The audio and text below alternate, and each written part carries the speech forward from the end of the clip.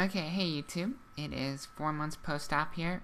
I am feeling fantastic, fabulous, great. Like, life is good, make it better, and it keeps on getting better for me.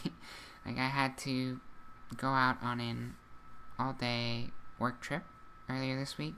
Get on a takeoff at 6 a.m. in the morning. So, boarding was like 5:30, like, ridiculously early start to my day. Didn't get back home until almost midnight. Probably left, I think, my house around 4 a.m. So, like, crazy. Exhausted the rest of the week, having to play catch up at work, having to play catch up with recovery because obviously not dilating when you're traveling, whatever. But now able to kind of get over that type of what is a big, huge drain. Like, don't get me wrong, it was not an easy week, but at the same time, it was a manageable week. And they are getting more and more manageable as I move forward, and then there's always lots of other little perks as well. So, finally getting back from insurance, the finalized claims, everything like that. I did realize in an earlier take that I forgot to send a couple of different items in, but all told, so far, they actually reimbursed me $70 more than what I had calculated I should get back. So, not too bad at all, can't complain when you couple that with the deductible, the out-of-pocket max on my insurance. I end up paying a little bit more than $3,000 out of pocket, unless I want to go try to get some of that other money back. But, $300 out of pocket in terms of the expenses, whatever. So, not bad at all. And I was finally able to do my taxes then, because I knew what my unreimbursed medical expenses were. Because if they hadn't, the itemized deduction would have been the smarter choice for me, but whatever. Moot point now, with getting a nice tax return either way. Went out and bought myself some gifts, because I didn't get anything for my 30th birthday. Not that you need gifts, although I guess to be fair, a couple of you fans out there did send me a couple of things off of my wish list, so thank you for that. And I will conveniently plug my wish list down in the video description if anybody wants to maybe make up for that. Getting things is nice, whatever. I self-indulged a little bit, and I was in a position where I could self-indulge, and, like, yes, a lot of this is, setting myself upright. A lot of my ability to set myself upright is because of the privilege I had growing up, whatever.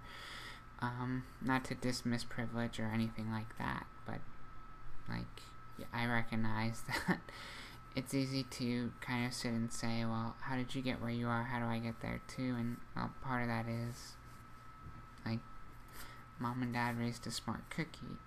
But I don't think that anything I've done or am capable of doing is particularly unique.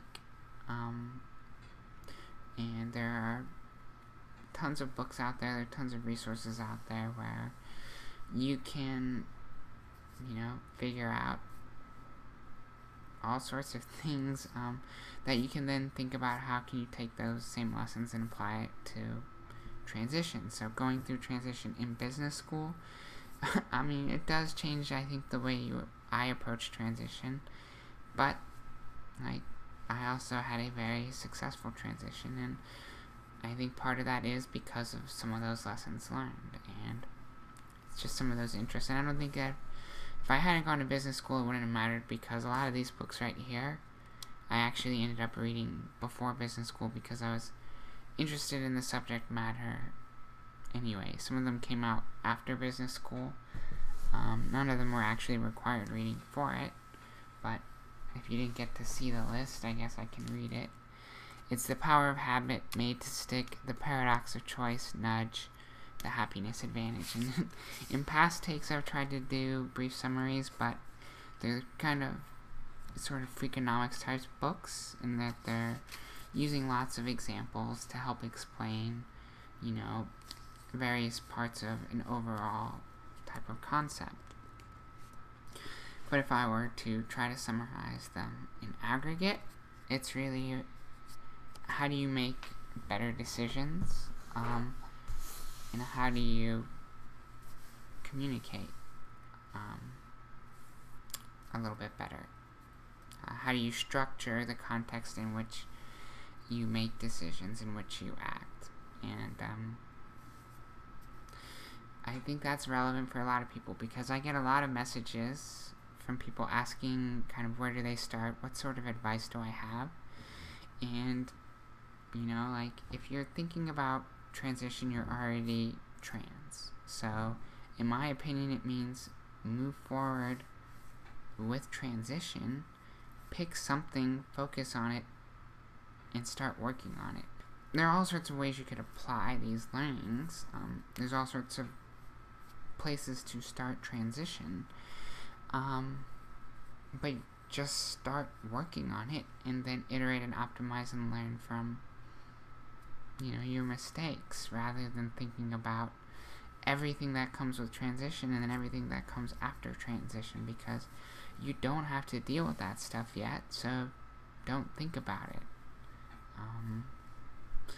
Focus on what you can control right now,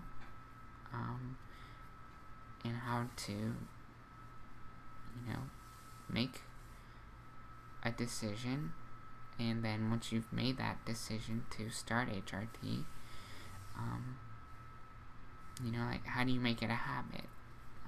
Not necessarily taking HRT, but how do you make even something like self-improvement a habit? Because you can do that. You have to sort of define some parameters, but, like, if you look at successful people, whether they're creatives or whether they're business people, typically they have a lot of routine, and they even have sort of self-evaluation metrics where they're not necessarily, you know, beating themselves up for missing an opportunity, for failing to reach a goal, because, you know, in a process you're going to have things that fall outside of it. You're going to have outliers, you're going to have deviation, but what that teaches you is that there's an opportunity to fix your process to make it better. And that's what the whole concept of process improvement is sort of focused on, is it's just that you can improve a process without blame, without sort of whatever. And so when people kind of overthink HRT, it's like, stop. Like, there are two potentially permanent things that can happen.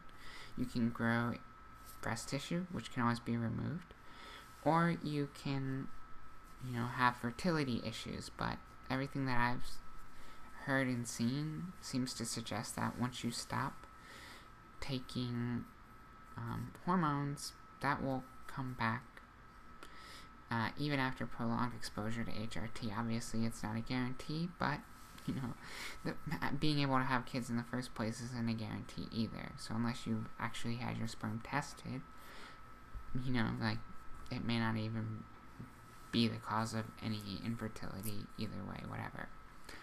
And so it's like, if there's really no risk to starting HRT, why aren't you doing it? Because you think all these things are going to happen, or that you think that maybe there's something that you can do that would be a better alternative to transition or whatever, and it's like, okay, sure, whatever, like, do whatever you want, but if you're thinking about transition, you're trans, so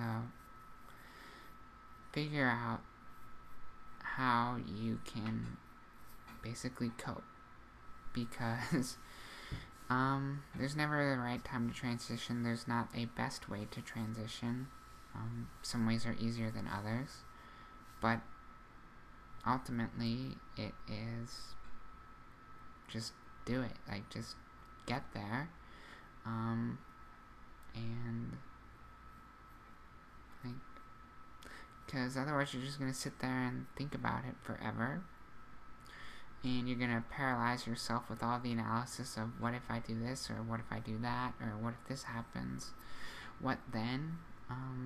And you're going to miss out on enjoying life, and you're going to miss out, more importantly, on enjoying life as the real you, because this now for me is way better than anything else I could have ever had before, anything that I could have imagined back then for my future.